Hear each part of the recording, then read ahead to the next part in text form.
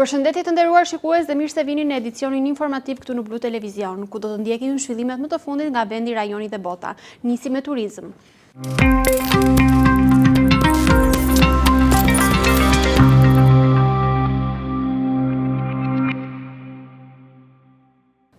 Një nga sfidat kryesore të sektorit të turizmit mbetet sigurimi I fuqisë punëtore, por sipas kreut të operatorëve turistik Vasil Bedinaj, pas shfrytëzimit të rëndësishëm të tregut lokal, tashmë shumë biznese kanë përfunduar te kontratat me punonjës të huaj, ndërsa pagat janë rritur ndjeshëm, duke nisur nga kamarierët deri tek profesionistët e tjerë në hoteleri turizëm.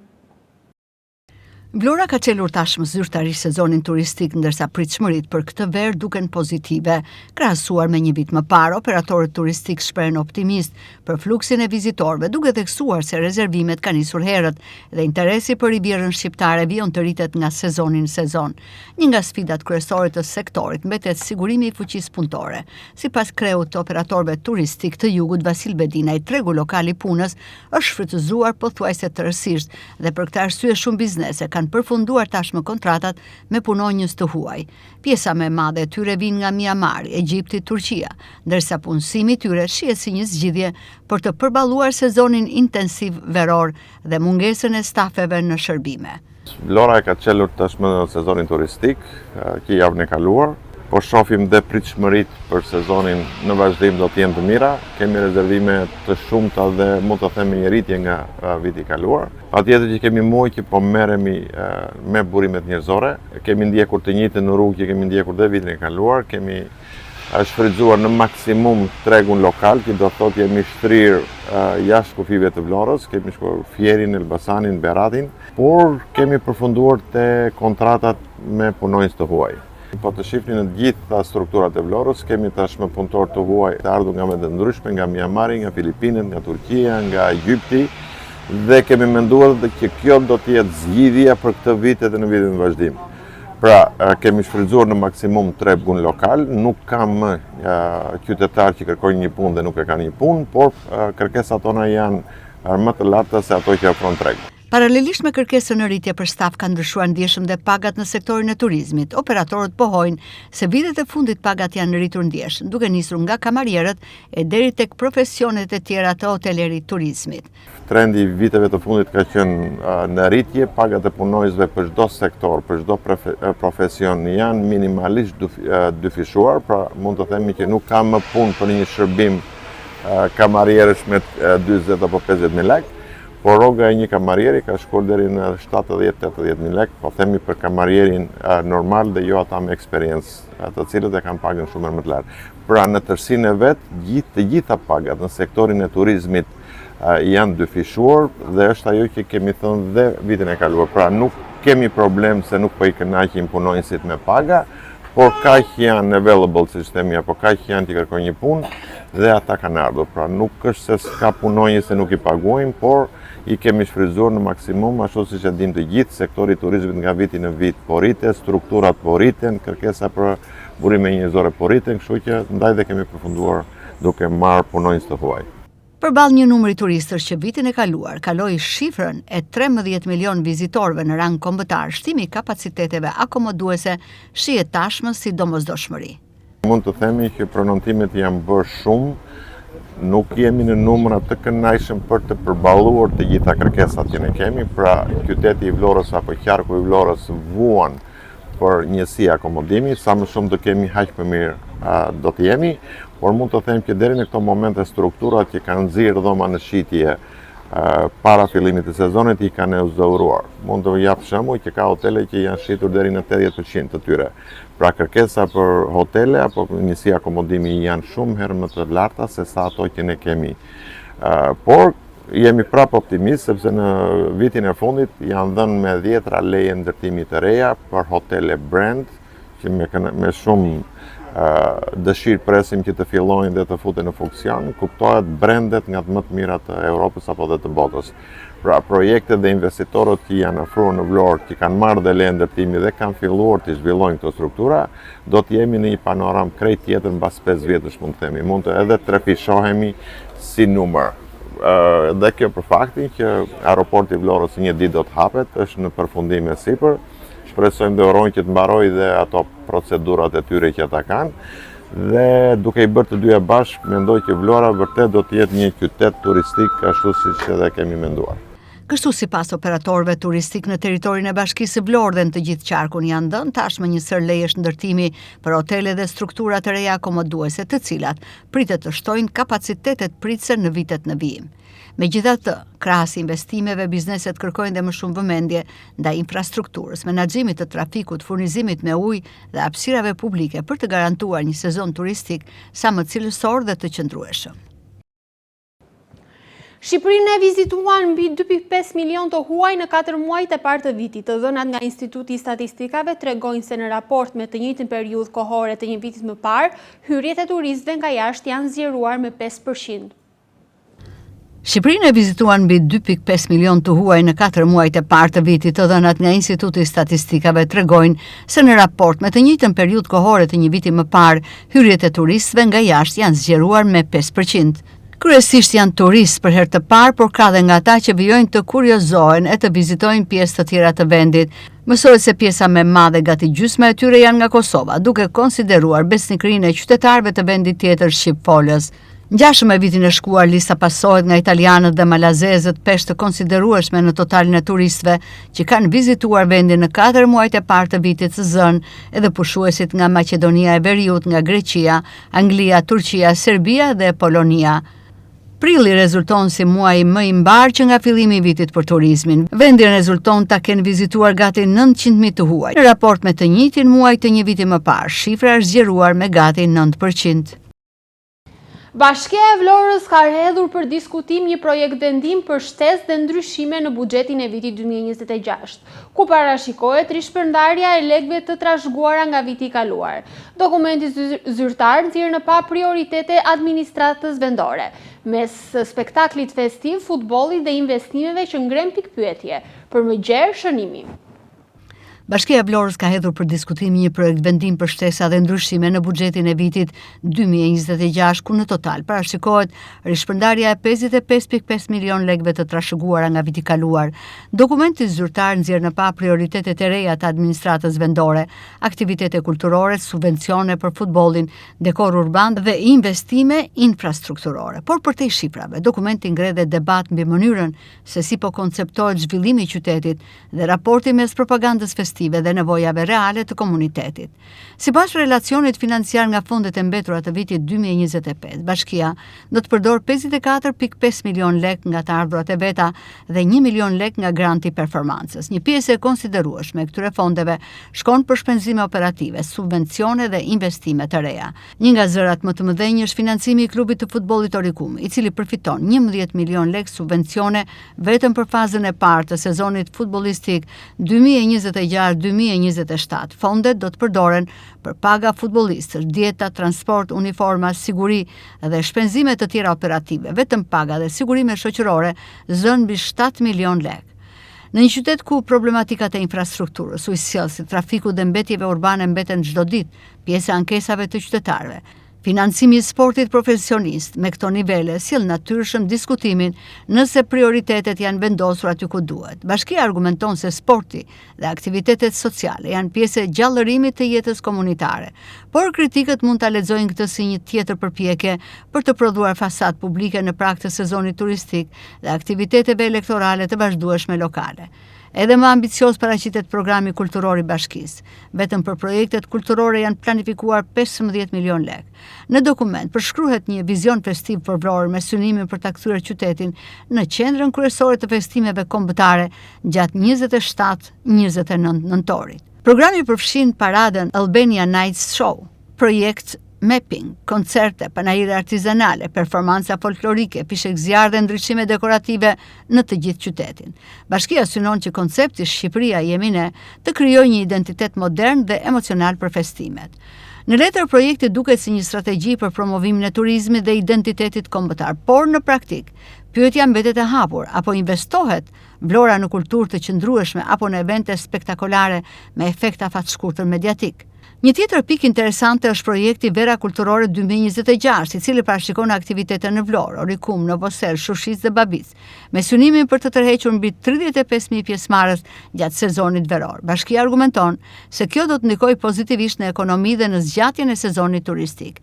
Megjithatë, ndërkohë që flitet për tur kulturor lëvizës, qytetarët vazhdojnë të përballen me rrugë të amortizuara, ndërhyrje infrastrukturore të pambyllura dhe mungesë standardesh në shumë zona periferike të qytetit. Kontrasti mes retorikës së qytetit festiv dhe realitetit urban është ndoshta elementi më i fortë politik që del nga ky projekt buxhet. Dokumenti zbulon gjithashtu investime të reja në dekor urban dhe rikonstruksione, mes tyre përfshihet rikonstruksioni i qendrës së shërbimeve mbështetëse për fëmijën dhe familjen, si dhe ndërhyrje në mure rrethuese përgjatë disa rrugëve të qytetit. Po ashtu, bashkia ka parashikuar fonde për dekor urban, stola dekorativ, skulptura bronzi dhe elemente estetik në hapësira publike. Kjo filozofi investimi tregon një orientim të qartë drejt pamjes vizuale të qytetit, një model që prej vitesh përdoret nga shumë bashki në Shqipëri, më shumë fasade estetike dhe më pak investime strukturore afatgjata. Në fund, ky projekt buxhet shtes nuk është thjesht një tabel financiare, ai është një pasqyrë politike e mënyrës si konceptohet Vlora e viti 2026, një qytet që kërkon të shfaqet si destinacion festiv, turistik dhe kulturor, ndërsa ende përballet me plagë të vjetra urbane që nuk zgjidhen me koncerte, fishek zjarr apo dekorim urban. Debati vërtet nuk është nëse duhen aktivitete apo jo. Debati është balanca, sa para shkojnë për imazh dhe sa për probleme reale. Dhe pikërisht aty, ky projekt vendim lë shumë hapësirë për pyetje.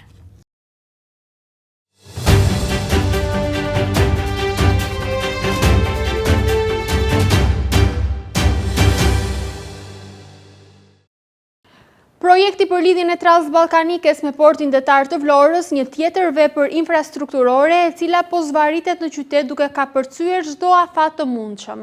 Bëhet fjalë për vetëm 15 metra segment rrugor nga të dyja krahët, i cili vijon të jetë i parehabilituar tashmë prej muajsh. Projekti për lidhje në rrugës transballkanike me portin detar të Vlorës, një tjetër vepër infrastrukturore e cila po zvarritet në qytet duke kapërcyer çdo afat të mundshëm. Kjo përpasoi se lidhja e transballkanikes me portin detar të Vlorës ende nuk është kthyer në funksional, pasi në pjesën fundore të këtij projekti në lagjen 1 Maj, aty ku edhe lidhet me Lungomare 4, një pjesë e rrugës ka mbetur ende pa u rehabilituar. Bëhet fjalë për vetëm 15 metra segment rrugor nga të dyja kahet, i cili vijon të jetë i parehabilituar tashmë prej muajsh. Në muajin mars të këtij viti projektin po e pengonte një vilë 3-katëshe e cila u shemp më në fund, por megjithëse nuk kanë kaluar shumë muaj, kjo pjesë ku më parë ishte vila vijon të mbetet amortizuar. Projekti për lidhjen e aksit transballkanike me zonën e portit detar të Vlorës dhe pikërisht me plazhin e vjetër dhe Lungomaren vijon që të mos jetë funksional. Kjo për shkak se punimet janë pezull prej muajsh për një hapësirë fare të vogël, vetëm disa metra pas shpinës time, e cila më parë ka qenë një ndërtesë 3-katëshe, por ndërtesa u shem, por firma nuk ka marrë ende masat për rehabilitimin e këtij segmenti rrugor për ta kthyer funksional për qytetin. As thuaj se 3 muaj nuk kanë mjaftuar firmës se cila po realizon këtë projekt të rehabilitoj vetëm 15 metra linear të rrugës. Pas shembjes së vilës 3-katëshe në zonë, sipas informacioneve nuk është punuar për asnjë ditë të vetme, me punimet që po zvarriten. Kjo gjë ka bërë që automjetet që shkojnë në drejtim të portit detar të Vlorës apo Lungomare 4 të kenë mundësi qarkullimi vetëm në një korsi. Mjetet më pas kthehen në po të njëjtin drejtim duke u bërë edhe burim aksidenti. Mos rehabilitimi i kësaj pjese ka bërë që lidhja e transballkanikes me portin detar të Vlorës, një nga projektet më të rëndësishme për qytetin, të kthehet në një parkim automjetesh e të mos kryej asnjë funksion tjetër. Në nisje të këtij sezoni veror, transporti urban në qytet vijon të mbetet një problematik. Qytetarët përdorues të këtij transporti ankohen për orë pritjeje, por edhe për mungesën e infrastrukturës së duhur në stacionet e urbanëve. Megjithëse jemi tashmë në sezonin veror, transporti urban në qytet vijon të jetë një gangrenë e vërtet. Qytetarët e Vlorës, ata të cilët e përdorin çdo ditë këtë shërbim, siç shtrëgojnë edhe vetë, detyrohen që për minuta me radhë të presin në vende ku nuk ka asnjë stres, në mes të diellit apo edhe të shiut. Qytetarët thonë se më shqetësues është edhe fakti se nuk ka asnjë informacion si mbi oraret e linjave brenda qytetit. Kjo situatë sipas tyre rëndon edhe pushuesit të cilët nuk kanë as informacionin më të vogël mbi oraret apo edhe destinacionet. Kjo problematik sipas qytetarëve ka vite që nuk përmirësohet, por po ashtu është tepër i domosdoshëm që qyteti të ketë stacione të mirëfillt autobusi, pasi shërbimi urban përdoret gjërësisht në sezonin veror, e lë një shije të hidhur për pushuesit vendase të huaj. Duhet të ketë, pa tjetër duhet të ketë, se nuk ka. Pres, e përdor urban, e përdor rallë. Si janë kushte? Si mbas orari që kanë ata 10 qerekore, vinë normal. Po ju e dini Po unë them, jo, nuk ka. Ka qenë një atje poshtë edhe hoqen. Tash neve vim këtu, ai duhet ishte, ai stacioni atje. Sa e vështirë është? Shumë e vështirë është bie nënës. Oraret? Oraret, ne çfarë themi ne po rrim, po presim. Sa pres? Po edhe gjysmore pret. Ç'të bësh? I di oraret? Do me thënë... Ja, nuk e di, ku e di nëna, nuk e di ja. Ja, si shikon vetë, ç'të të themi neve.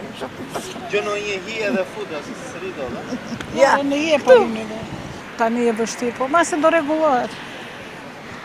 Duhet ishte reguluar që... Po duhet se tani atje për shumë pa një strek kur bie shia ne vim futemi në çadëret të këto. Po masi do i rregullojnë çatë. Masi më mira do bëj ku do. Edhe tani që është behar, dielli është prapë. Ja ne zëm këto hijet. Tabela informuese Jo, orare? s'ka, nuk ka, jo. Vetëm iki me amëndje, për shumë që mund të ketë, se mund të ketë pa 10 punë për shumë. Su regullua, do ngelemi kështu si jemi. Është në nivellet e dura? Po jo, qa nivel, atje nuk ulesh do të dato se dilet autobusit, pse për një fshes të vogël nga ato, të pastrojnë qik ato se dile, po tër plura e tër pislëhe. Që atje në autobus brënda. S'ka tënda dhe stola, ajo po, është e vërtet, duhet të ketë. Nuk ka as orare autobusi. Orari ma se ka, po stola këtu nuk ka, as të një tëndë. Kjo po mungon. Ju jeni të informuar për oraret që në do i... Jo. Duhet këtë tënda? Po pa tjetër dhe stola. Tani ka dhe një ashtu se behar, ka dhe rinjë. Se këtu kur ju po qëndroni po flisni autobus, Unë tani sa erdha. ka si tabel orientuese. Për këtë, ne e dhim që i vëndas, e dhim që këtu stacioni autobusit, dhe dhim. Do një huaj pëse me të pjotur. Po e kjo se ke, qa do bësh? Do presë e zba. A, ti parcijat po. Ja, ku ka tabelat, ku dhe gjesh? Nga e di që është? Ja, shikojmë ndalon, piti. Qa do bësh? Turisti të mësoj gjunë, pa të vi këtu. Ja, ne jemi pa orar, s'kemi orar. Po ka, s'ka orar, që do më orari? A, sa vështirë është. Po e ketë vështirë, ikë mos prejtë. Se ke rejtë. Qa do bësh? Kur të zë, në dhe mash. Do të përmirësuar, po kur ta gjejmë të ta përmirësojmë, pa mire këti. Vlen të theksohet edhe fakti se megjithëse kushtuan miliona lek, tabelat informuese për oraret dhe destinacionet e shërbimit të transportit urban, asnjë ditë vetme nuk kanë funksionuar. Në qytet dhe në zonat që janë rehabilituar së fundmi, nuk janë ndërtuar streza të posaçme për të pritur udhëtarët. Ndërsa sezoni turistik tashmë është qelur zyrtarisht, procesi i ndarjes së hapësirave dhe plazheve vijon të shoqërohet me pak qartësi dhe problematika në terren. Ndërsa Bregdeti është pasuri publike dhe menaxhimi i tij nuk mund të bëhet me laps në zyrë, duket se autoritetet lokale e kanë marrë me ngep. Ndërsa sezoni turistik tashmë është të qelur, procesi ndarjes së hapësirave të plazheve vijon të shoqërohet me paqartësi dhe problematika në terren. Agjencia Kombëtare e Bregdetit ka përfunduar fazën e saj teknike, duke përcaktuar sipërfaqet, vendodhjet dhe kapacitetet e stacioneve të plazhit, por duket se autoritetet lokale kanë marrë me ngep menaxhimin e mëtejshëm të procesit. Sipas njoftimeve zyrtare, aplikimet për ushtrimin e veprimtarisë si stacion plazhi për sezonin veror 2026 u hapën përmes portalit i Albania nga data 23 shkurt deri në 15 mars, në bazë të vendimit të Këshillit të Ministrave numër 649 viti 2024 të ndryshuar. Për çdo parcel plazhi, subjektet duhet të aplikojnë veçmas duke ju referuar hartës digjitale të hapësirave të lejuara. Megjithatë, verifikimet në terren tregojnë se në disa zona ka pasaktësi të dukshme, sipërfaqet e përcaktuara në hartë nuk përputhen gjithmonë me realitetin gjeografik dhe relievin e plazhit. Në disa raste, ndryshohet për mbi vendosje parcelash, ndërsa kapacitetet e miratuara nuk reflektojnë hapësirën reale të shfrytëzueshme. Këto problematika rrezikojnë të kthehen në burim parregullsisht, përplasjesh mes subjekteve dhe konfliktesh në këtë sezon.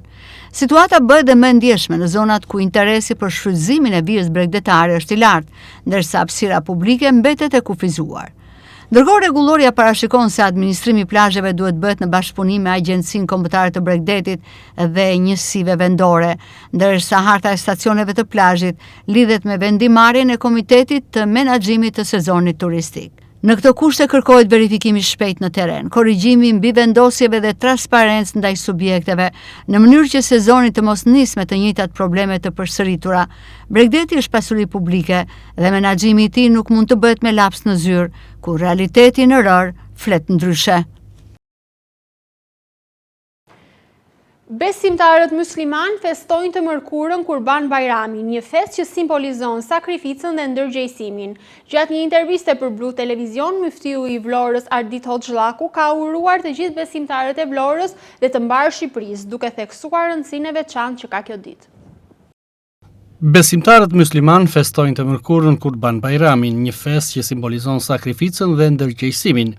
Muftiu i Vlorës Ardit Hoxhallaku, teksa ka uruar të gjithë besimtarët në Vlorë, por dhe mbar Shqipërinë, ka theksuar rëndësinë e veçantë që ka kjo ditë, si festa e bindjes ndaj Zotit të gjithësisë.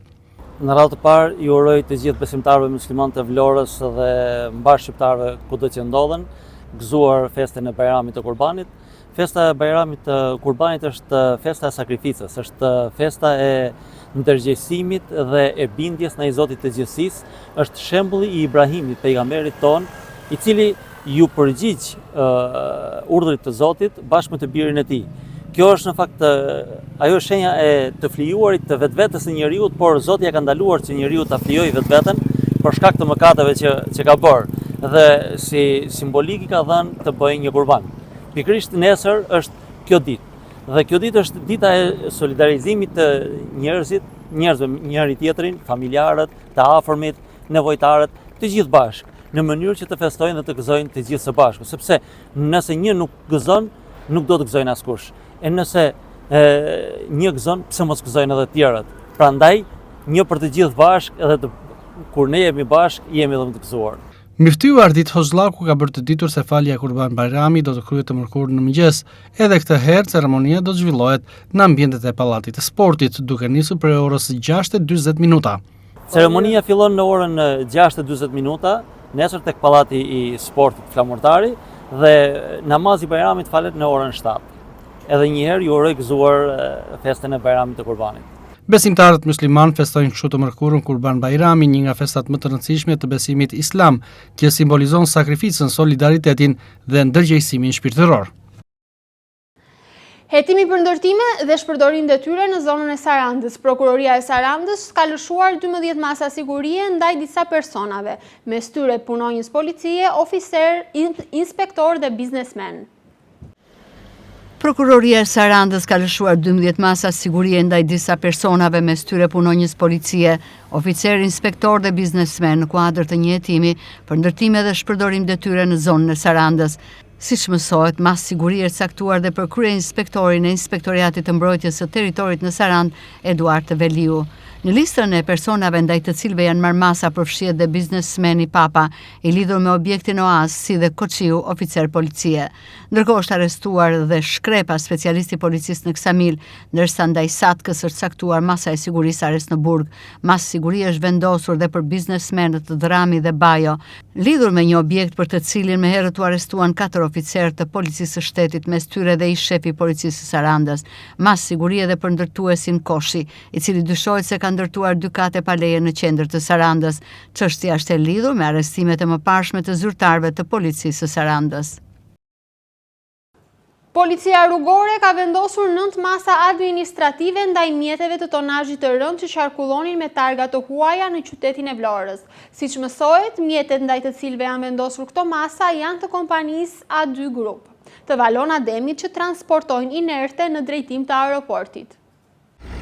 Policia rrugore ka vendosur 9 masa administrative ndaj mjeteve të tonazhit të rënd që qarkullonin me targa të huaja në qytetin e Vlorës. Bëhet të ditur se mjetet ndaj të cilëve janë vendosur këto masa janë të kompanisë të 2A Group të Valon Ademit, që transportojnë inerte në drejtim të aeroportit, që po ndërtohet në qytetin bregdetar. 3 mjete janë gjobitur me nga 2,4 milion lek të vjetër për mos vendosjen e tahografit, 5 mjete të tjera janë gjobitur me nga 450.000 lek të vjetër për mungesën e mbulesës dhe dalje në rrugë të inerteve, ndërsa një mjetër gjobitur me 120.000 lek të vjetër për mungesë të targës në pjesën e pasme.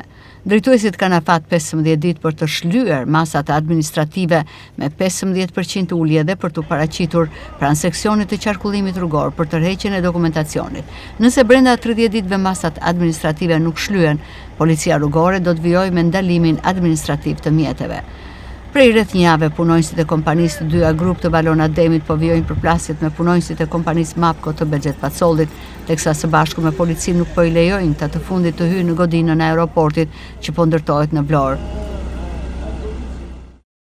Zëvendës kryeministri Albana Koçiu vizitoi nga afër impjantin e trajtimit të ujrave të ndotura në Orikum Vlorë, i cili tashmë është në funksion. Sipas Koçiut, ky impjant është një investim i rëndësishëm për mbrojtjen e mjedisit, përmirësimin e cilësisë së jetës dhe zhvillimin e qëndrueshëm të turizmit, kjo sipas standardeve të Bashkimit Evropian.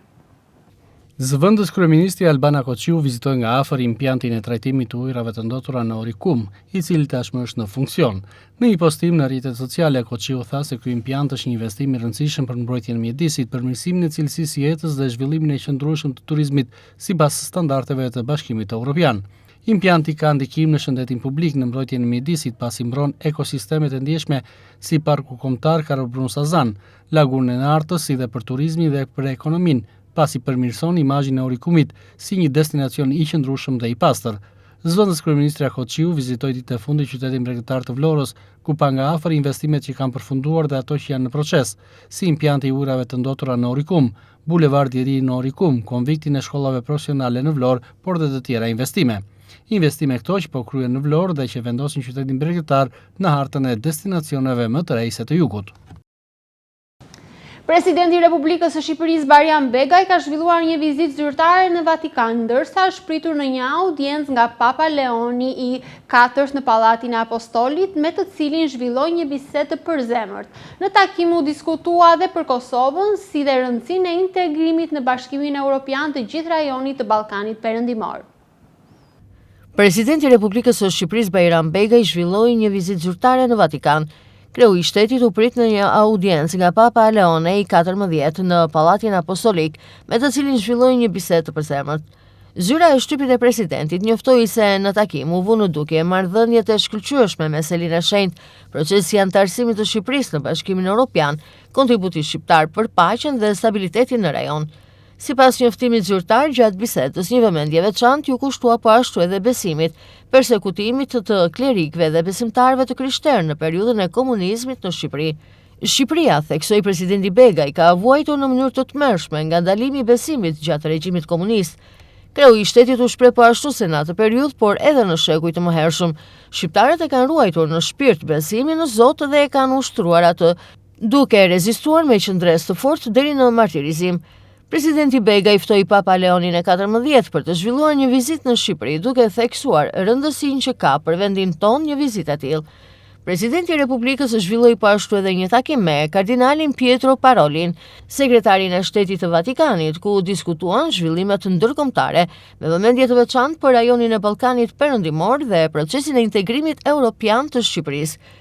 Gjithashtu në takim u diskutua edhe për Kosovën, si dhe zgjidhjet nëpërmjet dialogut dhe bashkëpunimit të çështjeve të hapura në rajon, si dhe rëndësinë e integrimit në Bashkimin Evropian të gjithë rajonit të Ballkanit Perëndimor. Të nderuar shikues, kjo ishte dhe gjithçka e përgatitur për edicionin informativ këtu në Blu Televizion. Për zhvillimet e mëtejshme, ju lutem na ndiqni në rrjetet tona sociale, si dhe në faqen tonë zyrtare Blu Televizion. Bashkë mirupafshim.